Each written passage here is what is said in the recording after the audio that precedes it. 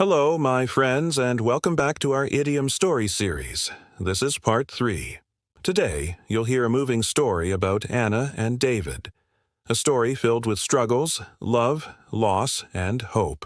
And along the way, you'll learn more than 70 English idioms, all used in a natural and easy-to-understand way. So sit back, relax, and let the story guide you through the power of idioms in real life. Part 1. Beginning. Struggles and separation. The letter at the station. Anna stood by the old railway station, clutching a faded letter in her trembling hands. The world outside seemed to move quickly, but inside she felt frozen in time. It had been many moons ago since she had last seen David, her childhood friend, the boy who had once promised to stand by her through thick and thin. Life hadn't been kind. Anna's father lost his small shop, and her family had been living hand-to-mouth, barely making ends meet. David, on the other hand, had always dreamed of studying abroad. He worked tirelessly, ready to hit the books late into the night. He wanted a future brighter than the small town they had grown up in, a chance to go from rags to riches. When David finally got a scholarship, everyone in town said he had the Midas touch. "Whatever he touches turns to gold," they whispered. Anna was proud of him, but also afraid. She knew that success could sometimes spice things up in life or pull people apart. Their last night together. Under the pale moonlight, Anna and David sat by the riverbank. "Promise me," Anna whispered, her voice as cold as stone. "You won't forget me when you're out there." David chuckled softly, trying to stay cool as a cucumber even though his heart pounded. "Forget you? Anna, you're the one person who makes me feel like I can face anything. You've been my anchor, my calm in the eye of the storm." Anna blinked back tears. "But what if success changes you? What if you compare me to others and realize I'm not good enough?" David took her hand. "You're the salt of the earth, Anna. Down to earth, kind, strong. Don't ever think you're less. The world out there might be full of castles and lights, but without you, it would all be just a castle in the sky. Beautiful, but empty." The distance. Years passed. David studied hard, climbed higher, and eventually started his own business. People said his company was a cash cow, always bringing in profits.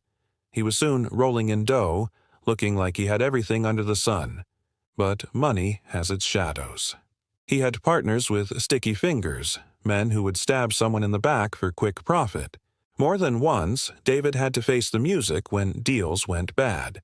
Sometimes he managed to break even, sometimes he had to pony up more money to keep the business afloat. Meanwhile, Anna stayed behind, working long hours at a small bakery. She often felt like life was passing her by. She wasn't a dreamer anymore. Better not to chase rainbows, she would tell herself. Still, every letter David sent gave her hope. The turning point. One stormy evening, David returned unexpectedly. His eyes were tired, his shoulders heavy. "David," Anna gasped, almost dropping a tray of bread. He nodded. "Anna, I needed to see you. Everything looks good from the outside, but I'm in deep water. My business partners, they've been stealing, and now I've got debts that could break the bank." Anna's heart ached. She could see the boy she once knew, lost, burdened. "You've been carrying this alone?" "I didn't want to worry you," he admitted, "but I feel like I am going out of the frying pan into the fire every time I try to fix it." Anna reached out, touching his hand gently. "Then stop carrying it alone. Let me share the weight. You don't have to be close-fisted with your feelings." David smiled faintly, though pain lingered in his eyes. "Anna, you always know how to pour oil on troubled waters." Love in silence. In the days that followed, David stayed in the village. The townsfolk gossiped. Some tried to butter him up, others claimed he was as genuine as a $3 bill. But Anna didn't care. One night, sitting by the fire, Anna looked at him. "David, you used to dream so big. You've lost your touch with the things that mattered most. Don't you see? Success means nothing if you can't share it. David sighed. Maybe you're right. Maybe I need to turn over a new leaf. All these years I thought the grass was greener on the other side, but every time I come back to you, I realize the truth. The greenest grass was right here. Tears welled in Anna's eyes. Then stay. Don't let me be just a drop in the bucket of your life. David leaned closer, his voice raw. Anna, you've never been a drop. You've been the ocean. Crisis. But fate wasn't done testing them. A heavy storm swept through the town, flooding homes and fields.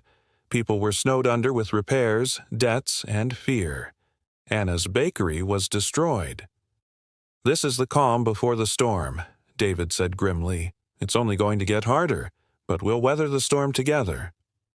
For weeks they worked side by side. They were full of beans in the morning, but exhausted by night. Neighbors helped too. A rising tide lifts all boats, they said, encouraging one another. Even so, there were days when Anna wanted to throw in the towel. It's hopeless, David, she cried one night. We fix one thing and two more break. When it rains, it pours. David pulled her close. I know, but if we go with the flow, if we keep fighting, we'll find light again. Anna whispered, You really believe that? I do, he said firmly, because love always bears fruit. When the storm destroyed her bakery, Anna walked alone to the ruined church at the edge of town. Kneeling among the broken pews, she whispered, God, I've lost so much, but please, don't let me lose him too. Not David. He's my light in this darkness. Even if we eat like birds some nights or eat like horses on others, I only want us to be together. Her tears fell onto the dusty floor, but in that fragile moment she found strength. Part 2. Redemption, Love's Triumph, and the Uplifting Ending. The floodwaters eventually receded, leaving behind mud, wreckage, and broken dreams. Houses were ruined, businesses wiped out. For a while, the whole town felt lost at sea, unsure which way to go. Anna sat on the bakery's steps, staring at the collapsed roof. It's gone, she whispered. Everything we built is gone. David crouched beside her. No, Anna, not everything. We still have each other. We're not out of the woods yet, but we'll get there. Rebuilding together. It wasn't easy. Some neighbors wanted quick fixes, but David reminded them not to make a mountain out of a molehill. One step at a time, he said. If we panic, we'll just end up sailing close to the wind and risk losing more. He began organizing the townsfolk, showing them how to rebuild, how to support each other. We need to gain ground, little by little, he said, and people followed his lead. Anna watched him work tirelessly. She saw the boy who had once dreamed big and the man who now held out an olive branch to everyone around him. He wasn't just fixing houses. He was mending spirits. One evening, as they shared a simple meal, Anna teased him. Careful, David. If you keep this up, people will think you've got all the answers under the sun. He chuckled. Hardly. Half the time I just eyeball it and hope it works. But you know what they say. The rule of thumb is to keep moving forward.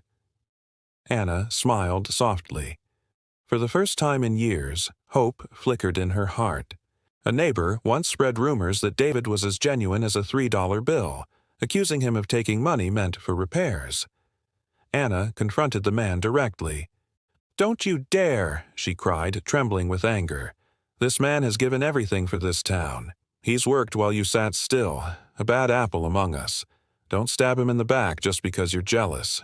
David, standing behind her, was silent, but tears shone in his eyes. He had faced businessmen, debt collectors, and storms, but Anna's unwavering defense pierced him deeper than any wound. Conversations of the Heart. One evening, as the bakery's roof was half-fixed, David admitted his fears. Anna, he whispered, staring into the flickering firelight, I thought I was strong, but truth is, I've been broken. I worked, fought, chased success, but when it crumbled, I realized I had no one to lean on. I've been living like a couch potato in my own misery, hoping things would change by themselves. Anna touched his hand. David, strength isn't about never falling. It's about rising again. And you're rising now. With me. One quiet evening after closing the shop, they sat together with a single candle lighting the room. Anna whispered, "Do you ever regret leaving? Do you ever wish you had chosen a different life?" David thought for a long moment. "Anna, I used to think success was about money, about being loaded, looking like a star, making deals. But all that left me between a rock and a hard place, trapped by greed, surrounded by people with sticky fingers. But with you, it's different. With you, even the hardest days feel like a piece of cake. You're not just the icing, Anna. You're the whole cake." Anna smiled through tears. "That's the sweetest thing anyone's ever said. And for the record, you don't just look good in a suit. Even now, tired and dusty, you still look like $1,000,000 to me." He reached for her hand. "You've always been the one, Anna. Rain or shine, come rain or shine, I'll choose you." Finding their feet. Days turned into weeks. Slowly, the town began to flourish again. David and Anna rebuilt the bakery, starting small. At first, the profits were little more than a drop in the bucket, but customers came back. One day, they tried selling new pastries at the market. To their surprise, they sold like hotcakes. Anna laughed as she handed change to a customer. "Look at this. We might actually make it." David grinned. "Didn't I tell you? Sometimes you just have to knuckle down and work for it." For the first time in years, Anna felt herself finding her feet. She wasn't just surviving anymore. She was living. A test of trust. One of David's former business partners, Victor, showed up in town. He tried to convince David to come back, promising big profits. "It's your chance to get rich again," Victor said. "Your bakery plan is sweet, but it won't make you millions. Don't throw your life away on crumbs." Anna frowned. "Sounds like you're barking up the wrong tree, Victor. David doesn't care about riches anymore." Victor sneered. "And you believe that? Don't be naive. Men like David can't resist when the stakes are high. He'll up the ante until he's back where he belongs, in the city, rolling in dough." David shook his head. "You're wrong. I've seen what greed does. I'm not going back. This time I'd rather go Dutch with Anna over a loaf of bread than sit in a golden palace alone." Victor laughed cruelly. "You'll regret this. You'll end up throwing money down the drain on this town." David's jaw tightened. "Better that than selling my soul for another of your kickbacks." Victor stormed off, but his words lingered in Anna's mind. That night she asked quietly, "David, are you sure? This isn't just about me?" He looked into her eyes, steady as ever. "Anna, if I had to shell out money every day to see you smile, I would. You're not a risk. You're the only thing that makes sense." Resolution and hope. Years later, their bakery had become the heart of the town. People came from far away to taste their bread, and their shop turned into the gathering place for festivals, weddings, and celebrations. They had their ups and downs, but together they managed to weather every storm. One spring morning, David stood outside the bakery watching children laugh and neighbors greet one another. Anna came out, wiping flour from her hands. "Penny, for your thoughts?" she teased. David smiled, wrapping an arm around her. "Just thinking how far we've come, from nearly losing everything to this." He gestured to the bustling street. "And it's all because of you." Anna shook her head. "No, David. It's because of us. We didn't give up. We didn't bury our heads in the sand when things got tough. We kept going. And look at us now." David kissed her forehead. "Anna, this life with you, it's more than I ever dreamed. And the best part? I know we're still only at the tip of the iceberg of our happiness." She leaned into him, whispering, "Then let's see what other miracles we can bake together." And as the morning sun lit the bakery's windows, their laughter rose with it, a promise that no matter the struggles, their love would always bear fruit. Years later, on their wedding anniversary, the townsfolk gathered outside the bakery. Children were laughing, elders were blessing, and the smell of warm bread filled the air. Anna stood beside David, both of them older but radiant. A young girl asked them, "How did you do it? How did you survive all the storms?" David smiled, glancing at Anna. "We learned that life isn't about avoiding storms, it's about learning how to dance in the rain." Anna added softly, "We made mistakes, we lost things, we faced struggles, but together we didn't give up. And that's the secret. Love isn't a castle in the sky, it's the daily bread you share, the hand you hold when the night feels endless." The girl's eyes sparkled and the crowd clapped. As the sun set over the hills, David whispered to Anna, "This life with you, it's not just the icing on the cake, it's the cake, the feast, the miracle. And as long as we breathe, our love will keep bearing fruit." Anna leaned her head on his shoulder, smiling. "Then let's keep baking miracles, David, together, always." And with that, the bells of the old church rang once more, not for ruin this time, but for joy, echoing the story of two hearts who had braved storms, found their way, and chosen love above all. Now it's time to explain the idioms, together with examples from the story, so you can understand them better. 1. Many moons ago, meaning a long time ago. Example: It had been many moons ago since she had last seen David. 2. Through thick and thin, meaning to support someone in both good and bad times. Example: David had once promised to stand by Anna through thick and thin. 3. Living hand to mouth, meaning living with just enough money to survive. Example: Her family had been living hand to mouth, barely making ends meet. 4. Hit the books, meaning to study very hard. Example: David worked tirelessly, ready to hit the books late into the night. 5. Rags to riches, meaning going from poverty to wealth. Example: David dreamed of a chance to go from rags to riches. 6. Midas touch, meaning the ability to succeed easily in everything. Example: Everyone in town said he had the Midas touch. 7. Spice things up, meaning to make life more exciting. Example: Anna feared that success might spice things up in David's life and pull them apart. 8. As cold as stone, meaning unemotional, distant. Example: Anna whispered with a voice as cold as stone, "Promise me you won't forget me." 9. Cool as a cucumber, meaning very calm under pressure. Example: David tried to act cool as a cucumber even though his heart pounded. 10. Eye of the storm, meaning calmness at the center of chaos. Example: You've been my anchor, my calm in the eye of the storm, David told Anna. 11. Salt of the earth, meaning good, honest, kind person. Example: You're the salt of the earth, Anna, down to earth, kind, strong. 12. Down to earth, meaning practical and humble. Example: David reassured Anna she was down to earth. 13. Castle in the sky, meaning an unrealistic dream.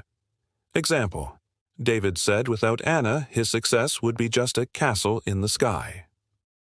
14. Cash cow, meaning something that generates steady profit. Example: People said David's company was a cash cow. 15. Rolling in dough, meaning very rich. Example: David was soon rolling in dough. 16. Under the sun, meaning everything possible. Example: David looked like he had everything under the sun. 17. Sticky fingers, meaning likely to steal. Example: His partners had sticky fingers and stole money. 18. Stab someone in the back, meaning to betray someone. Example: Men who would stab someone in the back for quick profit. 19. Face the music, meaning to accept consequences. Example, David had to face the music when deals went bad. 20. Break even, meaning to neither lose nor make money. Example, sometimes he managed to break even. 21. Pony up, meaning to pay or give money. Example, sometimes David had to pony up more money to keep afloat. 22. Up the ante, meaning to increase the stakes or risk. Example, Victor warned he'll up the ante until he's back in the city, rolling in dough. 23. Chasing rainbows, meaning pursuing unrealistic dreams. Example, Anna said, better not to chase rainbows. 24. In deep water, meaning in serious trouble. Example, David admitted, I'm in deep water. My partners have been stealing. 25. Break the bank, meaning to cost too much. Example, I've got debts that could break the bank. 26. Out of the frying pan into the fire, meaning going from one bad situation into another worse one. Example, David said he felt like he went out of the frying pan into the fire. 27. Close-fisted, meaning unwilling to share money or feelings. Example, Anna told him, don't be close-fisted with your feelings. 28. Between a rock and a hard place, meaning caught between two bad choices. Example, David felt stuck between a rock and a hard place when everything collapsed. 29. Pour oil on troubled waters, meaning to calm down a tense situation. Example, David said Anna knew how to pour oil on troubled waters. 30. Butter someone up, meaning to flatter someone. Example, some townsfolk tried to butter him up. 31. As genuine as a $3 bill, meaning fake, not real. Example, others claimed David was as genuine as a $3 bill. 32. Lose your touch, meaning to lose ability or talent. Example, Anna told him he had lost his touch with the things that mattered most. 33. Turn over a new leaf, meaning to start fresh. Example, David said, maybe I need to turn over a new leaf. 34. The grass is always greener on the other side, meaning other people's situations often seem better. Example, David realized he had thought the grass was greener on the other side. 35. A drop in the bucket, meaning a very small amount compared to what is needed. Example, Anna begged him not to let her be just a drop in the bucket of his life. 36. Calm before the storm, meaning a quiet time before chaos. Example, David warned, this is the calm before the storm. 37. Weather the storm, meaning to survive a difficult time. Example, David promised, we'll weather the storm together. 38. Go with the flow, meaning to accept things as they happen. Example, Anna said softly, let's go with the flow, David, we'll figure it out. 39. Full of beans, meaning energetic and lively. Example, they were full of beans in the morning, but exhausted by night. 40. Find one's feet, meaning to become confident in a new situation. Example, Anna slowly began to find her feet in the new life they were building. 41. A rising tide lifts all boats, meaning when conditions improve, everyone benefits.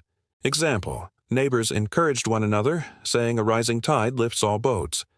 42. When it rains, it pours, meaning problems come all at once. Example, Anna cried, when it rains, it pours. 43. Bear fruit, meaning to produce good results. Example, David said, love always bears fruit. 44. Lost at sea, meaning confused and without direction. Example, after the flood, the town felt lost at sea. 45. Out of the woods, meaning out of danger. Example, we're not out of the woods yet, but we'll get there. 46. Make a mountain out of a molehill, meaning to exaggerate a small problem. Example, David warned neighbors not to make a mountain out of a molehill. 47. Sailing close to the wind, meaning taking risky chances. Example: he said panic would mean sailing close to the wind. 48. Gain ground, meaning to make progress. Example: we need to gain ground, little by little, David said. 49. Eyeball it, meaning to make a rough estimate without measuring exactly. Example: when fixing up the old railway house, David didn't always use tools. Sometimes he would just eyeball it and somehow get the job done perfectly. 50.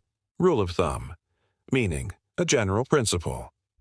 Example: David said, the rule of thumb is to keep moving forward. 51. Barking up the wrong tree, meaning accusing the wrong person. Example: Anna told Victor, you're barking up the wrong tree. 52. Go Dutch, meaning to share the cost equally. Example: David said, I'd rather go Dutch with Anna over a loaf of bread.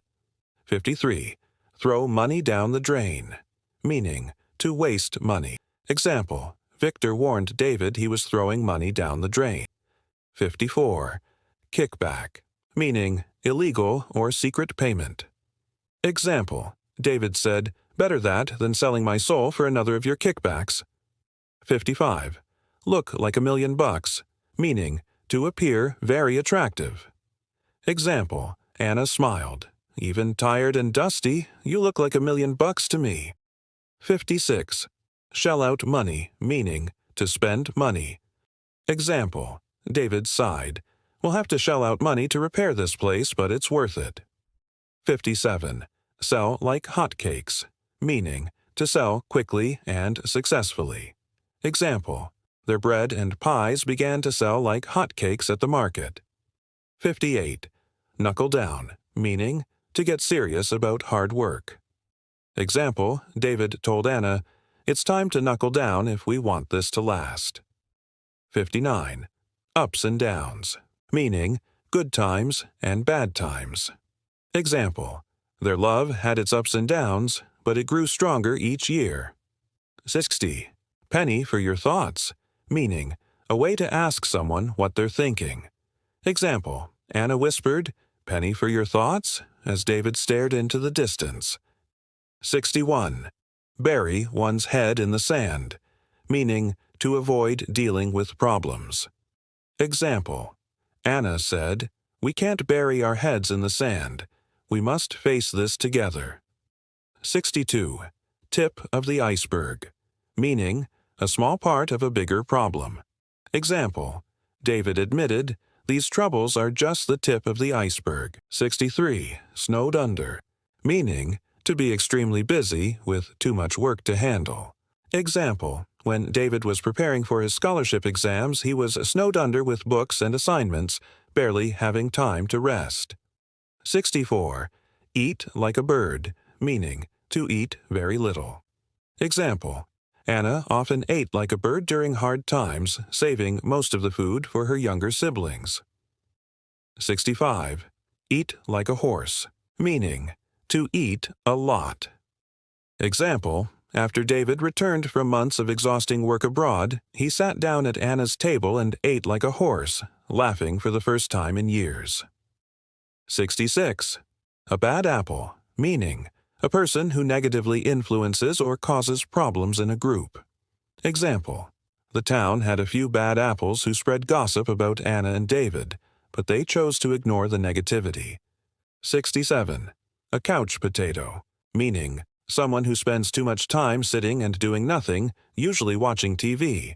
Example: David teased Anna's brother, calling him a couch potato when he spent all day lying around instead of helping with chores. 68. Come rain or shine, meaning no matter what happens without fail.